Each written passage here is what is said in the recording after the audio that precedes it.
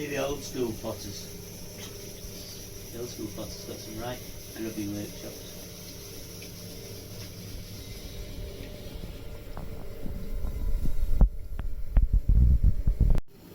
When do you want me to start? What are you fucking starting? Don't matter what you're doing.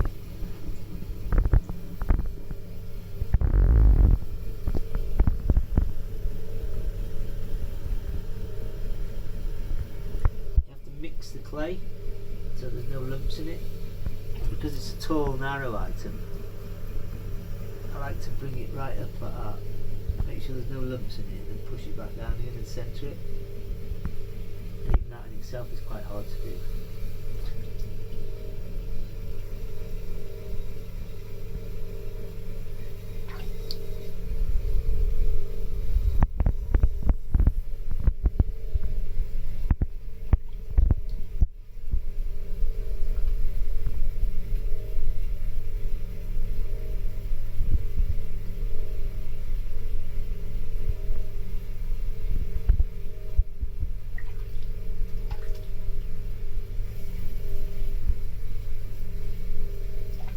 Really difficult, this bit, closing it off without it going wobbly. Lots of water and plenty of speed on the wheel.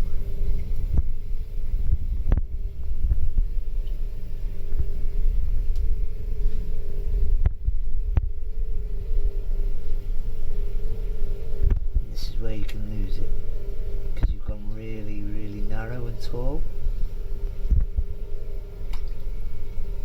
Just gone a little bit too narrow at the top here, because I need to open it out to make sure the candle fits. Plenty of water, because you really got to get that clay going, allow it to go round without catching like that. When it catches, it goes off centre. So when it catches on your fingers and dries out, that's when it goes off centre. And because you're so tall, you can really go off easily. So at this stage, I'm going to shape the base. So what I'm going to do is I'm going to hold this lightly without it catching. I'm going to come up like that to narrow the base out a little bit. And if you hold it there and do it and push it, the top goes woo like that. So you have to kind of hold it with one hand and come up with the other, like that. And what you're trying to do is even the clay out and make it slender without any lumps. And what I like to do is just put my nail there to sharpen up this bit. Like that. And that should be alright. And the next job is just to clean the slurry off, because it's covered in slurry, you can't pick it up with your hands. And again, hold this bit, otherwise any pressure you put on it will just send the top go wonky.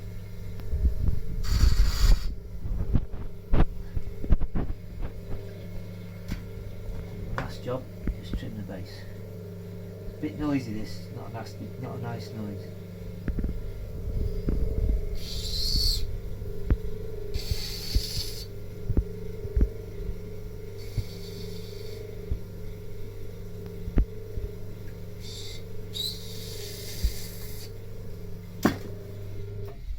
And then what I do, I don't put a base on them. I leave a hole through the centre, because then the slurry that's inside it, you can never get it out with a sponge on a stick. So I let it drain, and it also stops them from going wobbly on the base, because sometimes if they've got a base to them, because of the shape, it makes the bottom of the base go a bit domed. So I don't put a base in it, simple as that. And then you gently pick it up and pop it on the board. And they're all different heights, they vary, each one's individual. I pick ones that look similar to each other and make them into pairs. And then what you have to do is clean the wheel off so that it's ready for the next one. And it has to be reasonably dry, otherwise it won't stick, it'll slide everywhere. So do one more.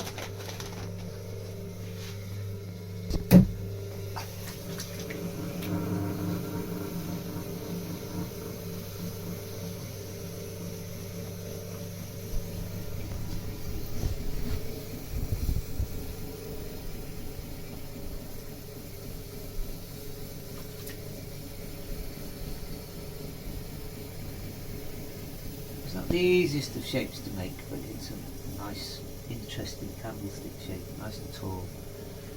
I'm not sure what they are, they're probably about 10 inches maybe.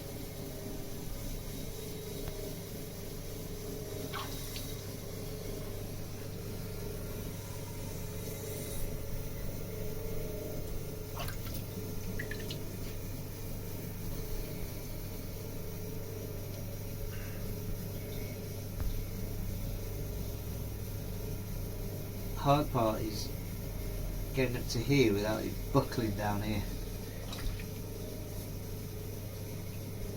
And what I do is I use a bit of extra weight in the bottom so they can be a bit heavy in the base, but for a candlestick that's tall, that's quite a good thing, it's not a bad thing at all. Right, so here, this is where they have a chance to wobble when you're coming up with that clay there. See the wobble start? Yeah, I just tip my hand against it and control the wobble.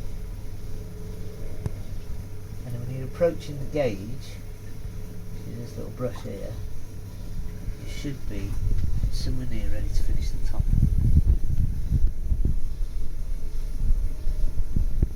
I don't like to leave them too thick at the top because I like them to look a bit more elegant.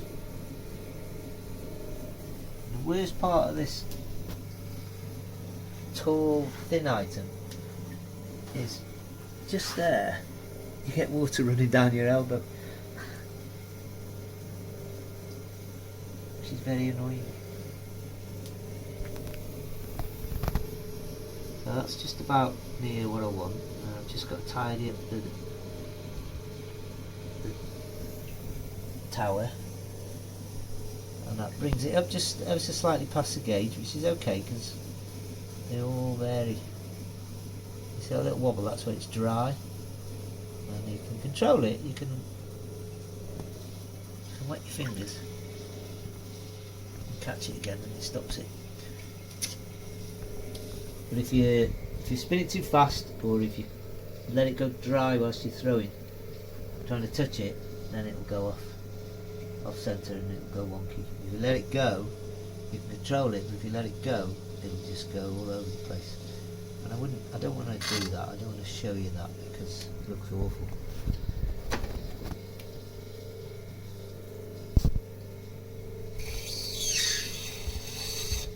Can't avoid that noise. It's just part of the throwing.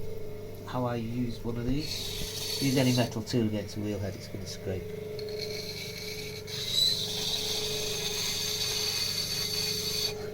There you go.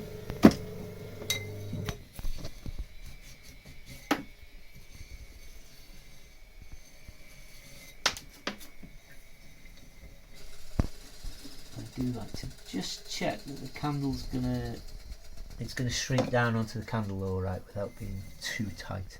If they're too tight, the candle won't stand up properly, which is a bit dangerous. There you go. Okay.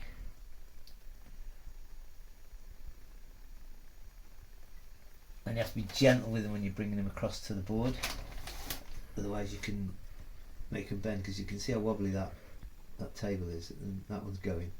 You can't move the board once you've made them. You can't move the board at all. You have to leave it till the next day, otherwise you'll lose them.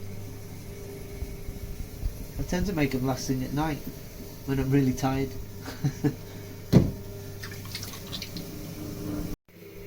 The tea light just sits inside. It should be quite good, wouldn't it?